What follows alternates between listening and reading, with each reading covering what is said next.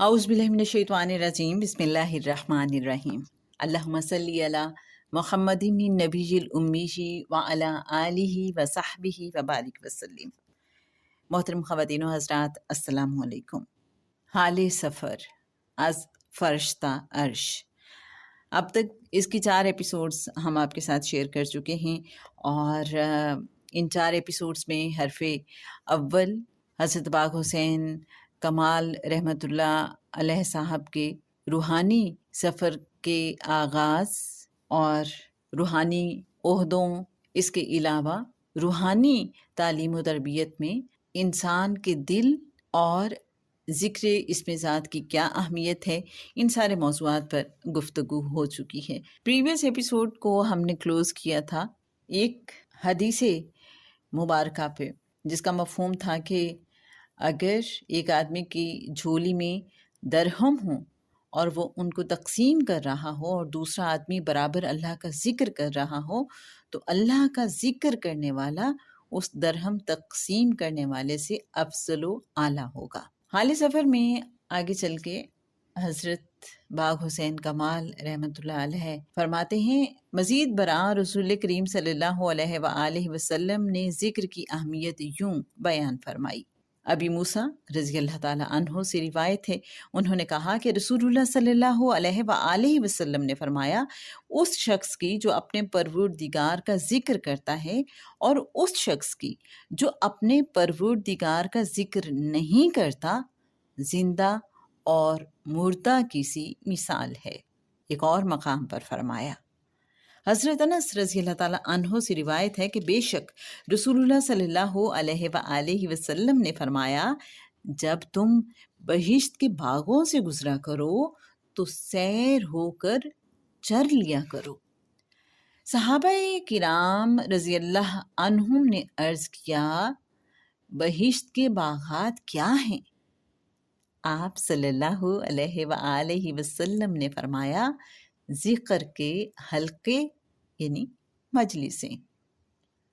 एक हदीस कुदसी में फरमाया, आज तमाम अहले महशर को मालूम हो जाएगा कि इज़्ज़त व एहतराम के लायक कौन हैं। तो रसूलुल्लाह सल्लल्लाहु अलैहि वसल्लम से दरियाफ्त किया गया कि या रसूलल्लाह सल्लल्लाहु अलैहि वसल्लम, ये इज़्ज़त व एहतराम के लायक कौन हैं? आप सल्लल्लाहु अलैहि वसल्लम ने फरमाया कि मस्जिदों में ज़िक्र की मजलिसें मुनक्किद करने वाले ज़ाकिरीन हैं। एक और हदीस में आया है कि अबी सईद खुदरी रज़ी अल्लाह ताला अन्हो से रिवायत है कि बेशक रसूलुल्लाह सल्लल्लाहु अलैहि वसल्लम ने फरमाया, तुम इतनी कसरत से अल्लाह का ज़िक्र किया करो कि लोग तुमको दीवाना कहने लगें। गोया गायते इबादत ये है कि इंसान का दिल किसी लम्हे भी अल्लाह ताला की याद से गाफिल ना होने पाए और इस याद इलाही को दायमी तौर पर दिल में जागुज़ीन करने के लिए ही सूफिया कराम रहमतुल्लाह अलैह क़ल्ब और सीने में चंद दूसरे मकामात, जिन्हें तसव्वुफ़ की इस्तिलाह में लताइफ से ताबीर किया जाता है, पर तसव्वुर जमा कर इसमें ज़ात अल्लाह की ज़रबातो अशगाल इख्तियार करते और सालिकीन के क़ुलूब और मज़कूरा मकामात पर अपनी रूहानी तवज्जो इल्क़ा करते हैं। इस बातिनी तवज्जो की तायीद इस हदीस पाक से होती है। और फिर रसूल अकरम सल्लल्लाहु अलैहि वसल्लम ने अबू महज़ूरा रज़ी अल्लाह अन्हो के माथे पर हाथ रखा, फिर हाथ को उसके चेहरे पर ले गए, फिर सीने पर। फिर आप सल्लल्लाहु अलैहि वसल्लम का हाथ उसकी नाफ तक पहुंचा, फिर आप सल्लल्लाहु अलैहि वसल्लम ने दुआ दी कि अल्लाह बरकत दे। तवज्जो और तसर्रुफ़ की वो मिसाल काबिले गौर है कि जब हुज़ूर सल्लल्लाहु अलैहि वसल्लम गारे हिरा में थे तो हज़रत जिब्राईल अलैहिस्सलाम तशरीफ़ लाए और 3 बार फरमाया, इक़रा। 2 دفعہ حضور صلی اللہ علیہ وآلہ وسلم نے جواب دیا ما انا بقاری، مگر تیسری بار حضرت جبرائیل علیہ السلام نے سینے سے لگا کر چھوڑا تو آپ صلی اللہ علیہ وآلہ وسلم نے پڑھنا شروع کیا۔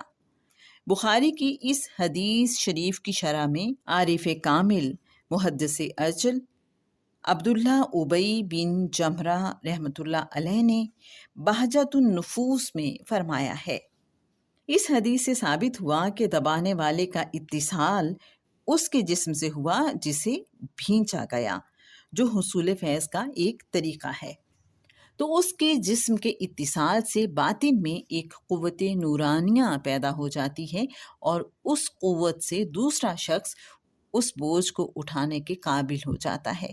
چنانچہ جب جسم جبرائیل علیہ السلام حضور اکرم صلی اللہ علیہ وآلہ وسلم کی ذات اقدس سے متصل ہوا تو اس میں وہ کیفیت نورانیہ پیدا کر دی جس کا ہم نے ذکر کیا ہے۔ مزید یہ کہ فرشتے کی آواز سنی جو اس سے پہلے نہ سنی تھی، اور اہل میراث متبعین سنت محققین صوفیہ نے یہی طریقہ حاصل کیا ہے۔ مزید برآں مشکات شریف میں حضرت ابی رضی اللہ تعالی عنہ بن کعب کا واقعہ ان کی زبانی مذکور ہے۔ ابی رضی اللہ عنہ بن کعب فرماتے ہیں کہ اسلام کی تکذیب زمانہ جاہلیت سے بھی زیادہ میرے دل میں واقع ہو گئی۔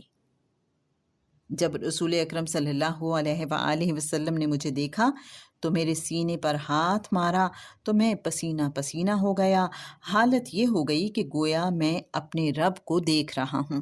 صاحب مرقات فرماتے ہیں کہ حضور صلی اللہ علیہ وآلہ وسلم کے دست مبارک کی برکت سے غفلت زائل ہو گئی اور فوراً ہی مقام حضور و مشاہدہ حاصل ہو گیا۔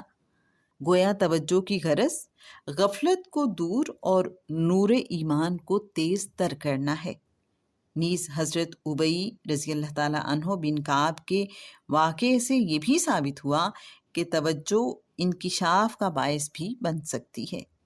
نیز یہ کہ سال ہا سال کے مجاہدات اور ریاضت سے اتنا فائدہ نہیں ہوتا جو کسی مرد کامل کی تھوڑی سی توجہ سے حاصل ہو جاتا ہے، اور یہ کہ شیخ کامل کی توجہ کے بغیر محض مجاہدات سے منازل سلوک طے نہیں ہو سکتی، کیونکہ سلوک اور تصوف القائی اور انعکاسی عمل ہے۔